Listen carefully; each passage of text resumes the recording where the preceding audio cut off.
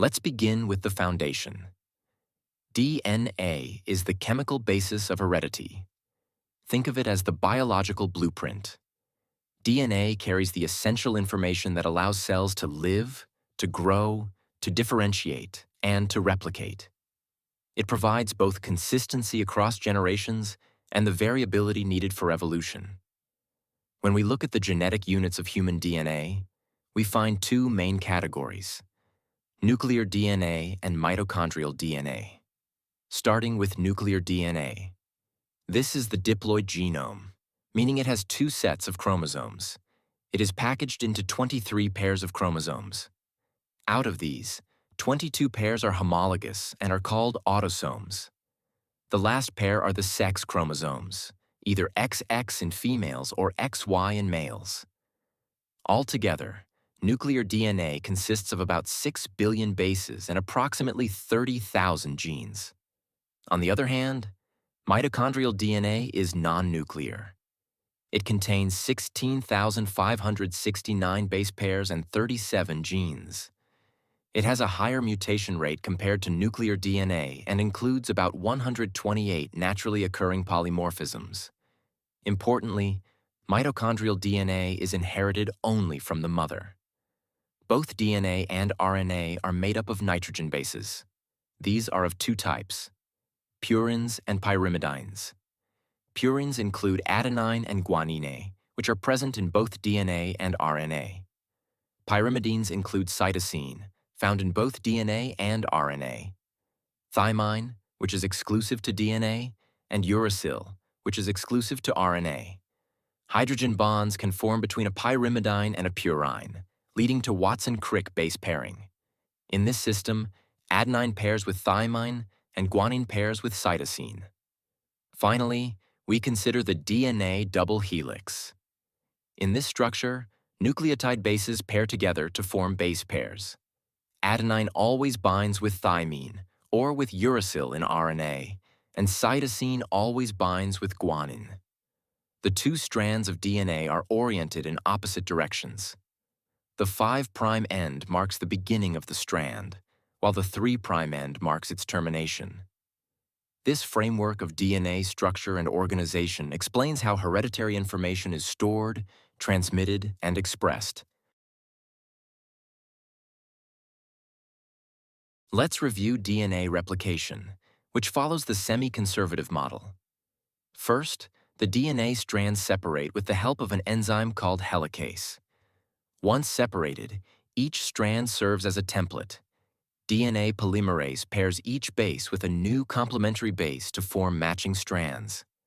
This process results in the production of two new DNA molecules, each an exact duplicate of the original DNA.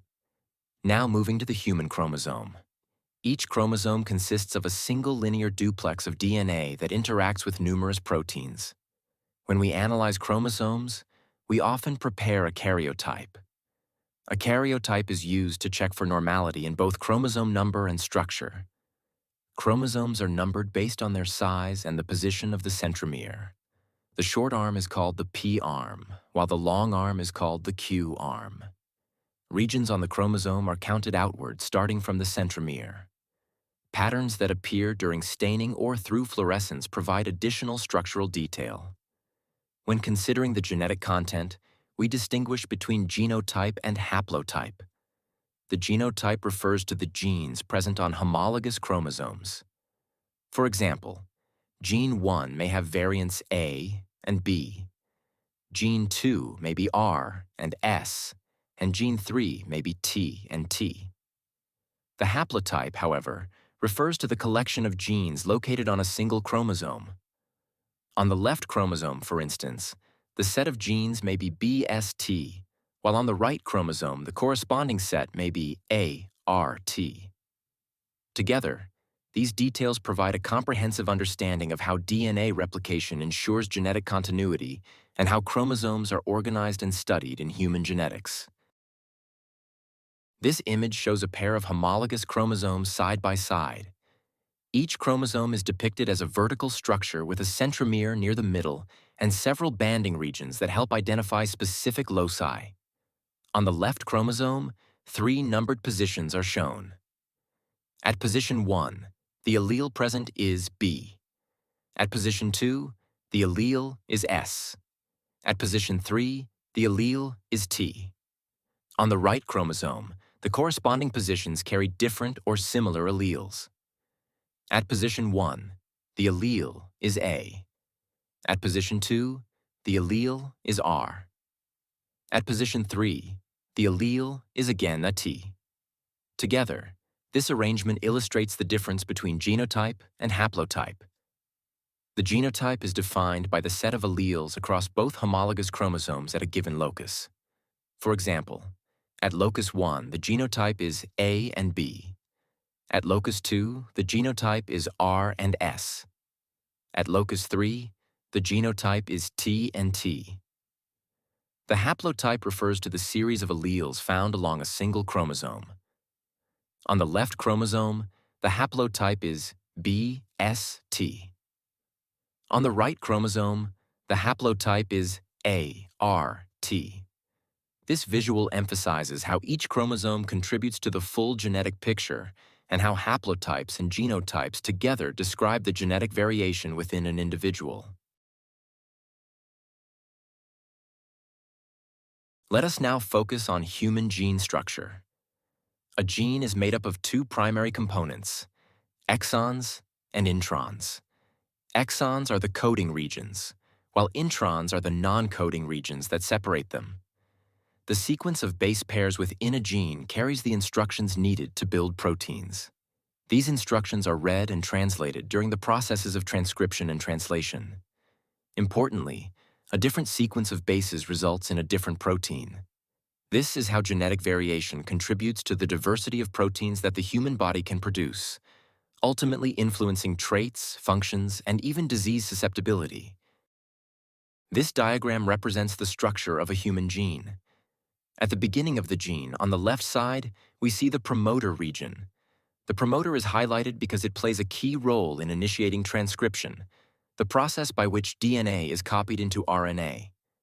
Just before the promoter lies the 5' regulatory region, which helps control when and how strongly the gene is expressed. Moving along the gene, we encounter exons and introns. Exons are represented as black boxes. They are the coding regions of the gene, the segments that will eventually be spliced together to form messenger RNA and translated into protein. In this example, there are 3 exons: exon 1, exon 2, and exon 3. Between the exons are the introns, represented as dashed lines. Introns are non-coding sequences that separate exons. Although they are removed during RNA splicing, introns can still influence gene regulation and variability. In this diagram, intron 1 lies between exon 1 and exon 2, while intron 2 lies between exon 2 and exon 3.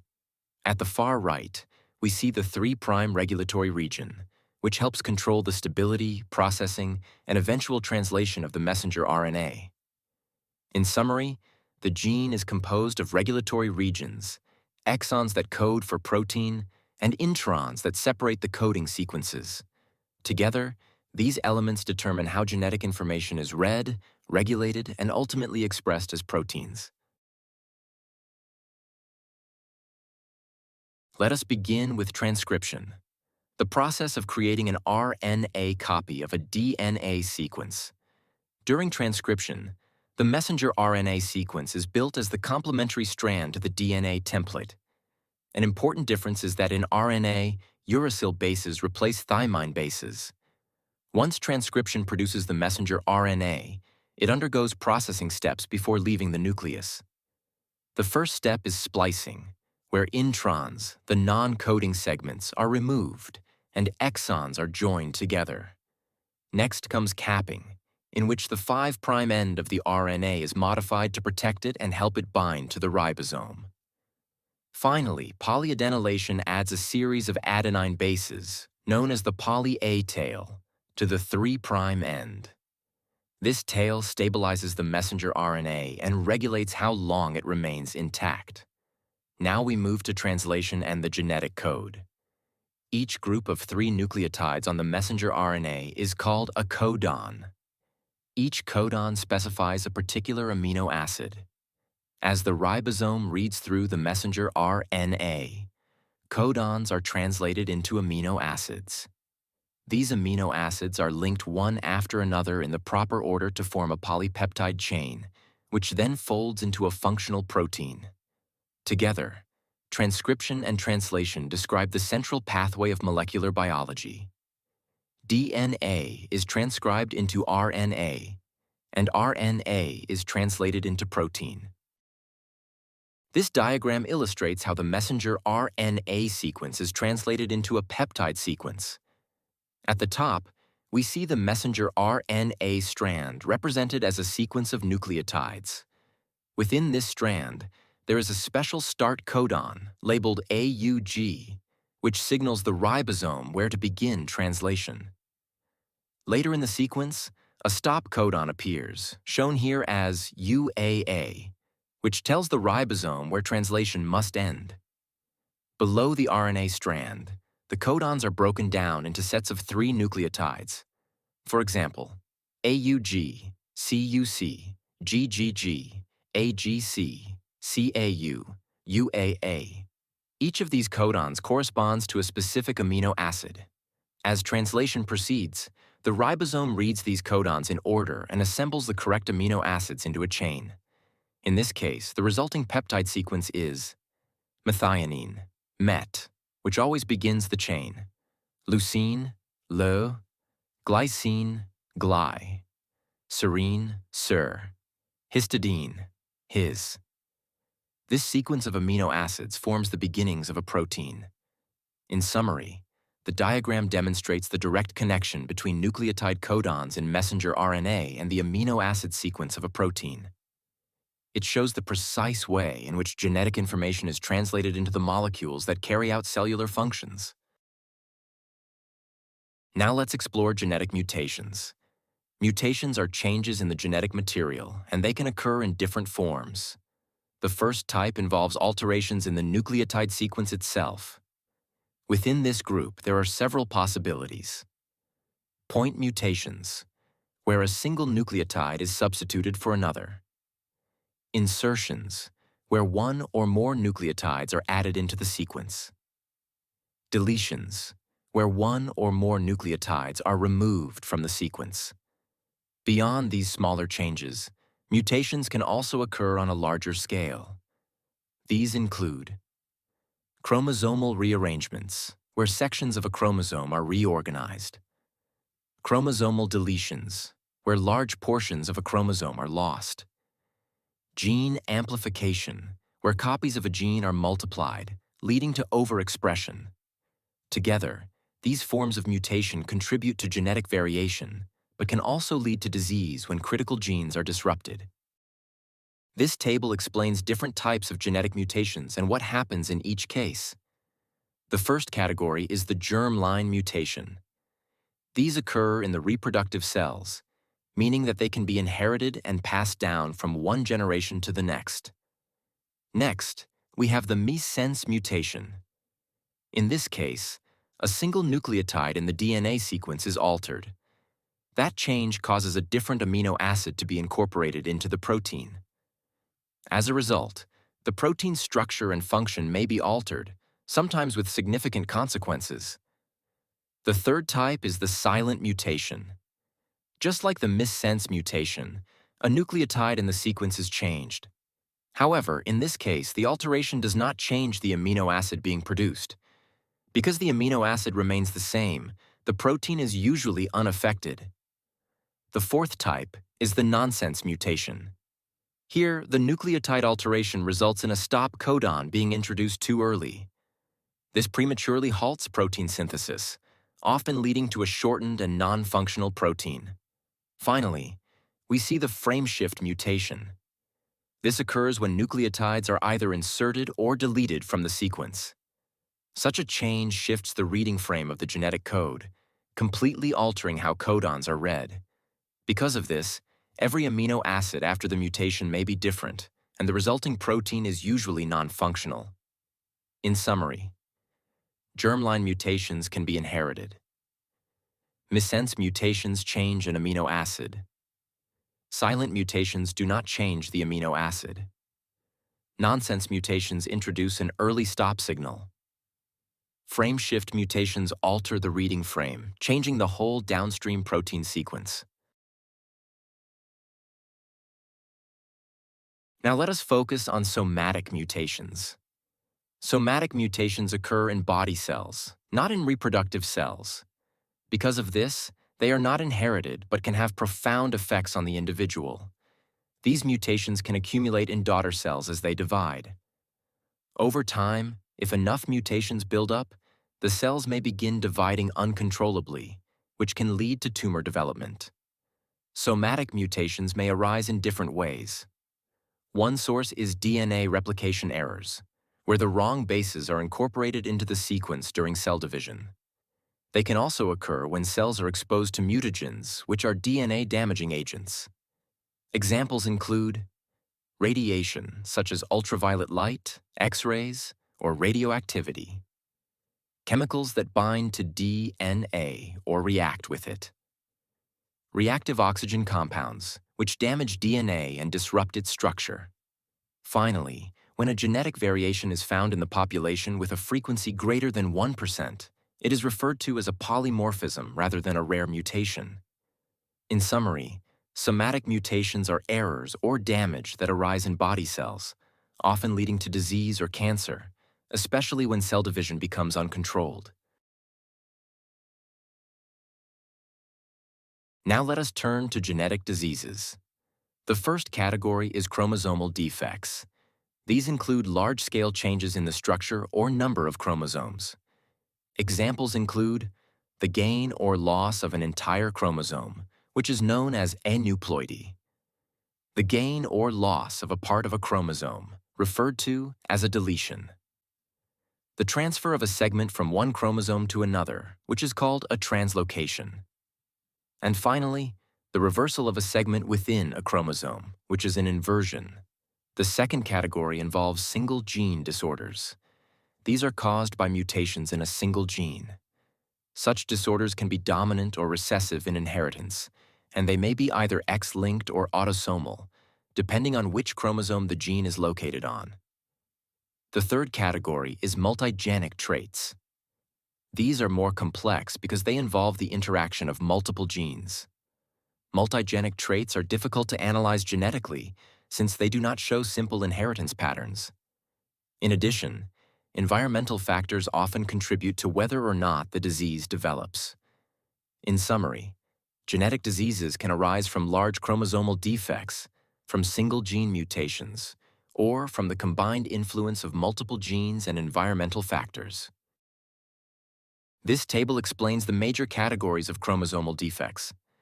The first type is aneuploidy. This occurs when there is a gain or loss of an entire chromosome. Such imbalances can lead to genetic disorders, such as Down syndrome, where there is an extra copy of chromosome 21. The second type is a deletion. In this case, there is a loss of part of a chromosome.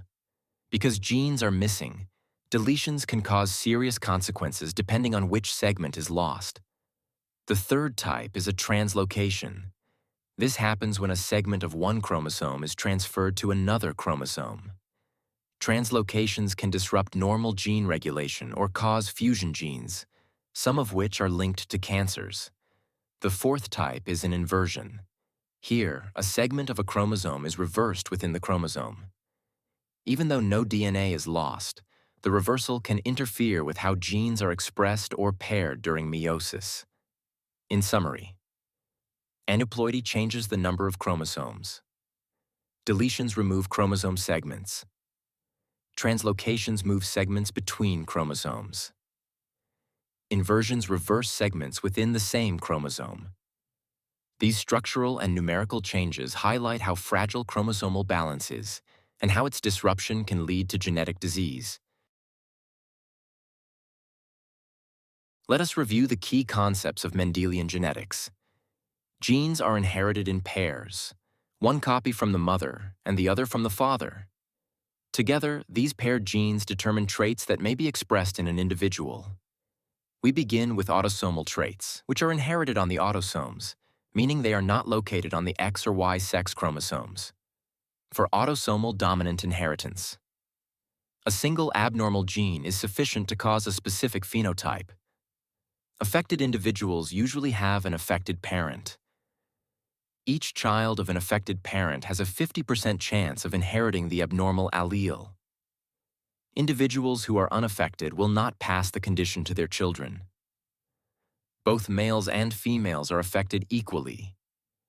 For autosomal recessive inheritance, 2 abnormal genes, one from each parent, are required to display the recessive phenotype.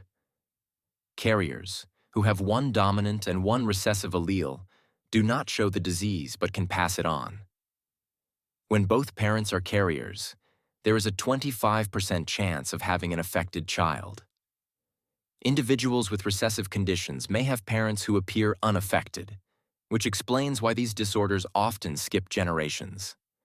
Now let's move to X-linked traits, which arise from mutations on the X chromosome. For X-linked recessive inheritance, affected individuals are usually male, since males have only one X chromosome. All daughters of an affected male are obligate carriers.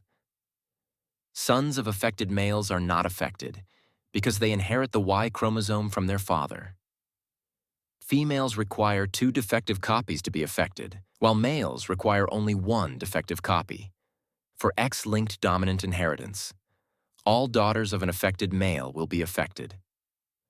No sons of an affected male will be affected.